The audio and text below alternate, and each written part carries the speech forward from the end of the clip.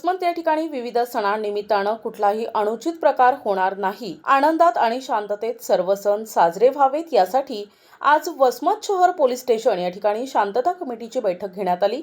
आगामी काळात येणारे सण म्हणजे डॉक्टर बाबासाहेब आंबेडकर जयंती, त्याचप्रमाणे रामनवमी, महावीर जयंती आदी सर्व सणांमध्ये कुठलाही अनुचित प्रकार होणार नाही यासाठी आज सुधीर वाघ, पोलीस निरीक्षक, पोलीस स्टेशन वसमत यांनी जनतेला आवाहन केलंय की शांतता आणि सुव्यवस्था राखून सर्व जनतेनं आपल्या सण साजरे करावेत। त्याचप्रमाणे या ठिकाणी नगर परिषद, MSEB चे अधिकारी तसेच नागरिक मोठ्या संख्येने उपस्थित होते। हनुमान जयंती आहे, महावीर जयंती आहे, महात्मा फुले यांची जयंती आहे।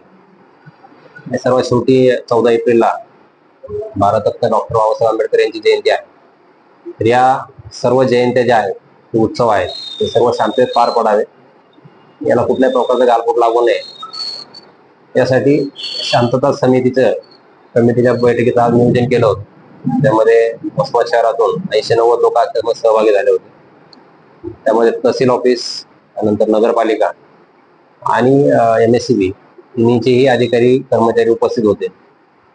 आणि या कमिटीमध्ये आपण सगळ्यांना या मिरवणुकीमध्ये कायद्याचं पालन करावं, कुठल्याही प्रकारे असं वर्तन करू नये की ज्यातून कायदा व सुव्यवस्थेचा प्रश्न निर्माण होईल, या पद्धतीने सर्वांना आवाहन केलेलं आहे। नागरिकांनी त्यांच्या ज्या काही अडचणी असतात त्या संबंधित विभागाला सांगितलेल्या आहेत। त्या ज्या अडचणी आहेत त्या आपण मिरवणुकीपूर्वी, जयंतीपूर्वी त्या अडचणीवरती तोडगा काढून त्याचं निरसन करण्याचा प्रयत्न करू।